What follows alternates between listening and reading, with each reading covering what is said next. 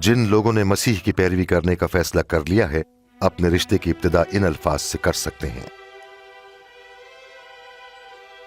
ए खुदावंद खुदा, कायनात के मालिक, तू पाक और अजीम है। मैं तेरा शुक्र करता हूँ कि तू मुझे एक बाप की तरह प्यार करता है। मुझे अफसोस है कि मैंने तेरे हुक्मों की नाफरमानी की है और तेरे खिलाफ गुनाह ही किया है।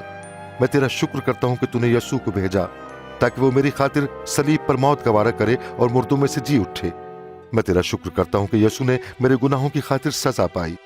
मैं तेरे बताए हुए रास्ते पर चलना चाहता हूँ और मसीह यीशु को अपना खुदावंद और निजात दहिंदा मानता हूँ।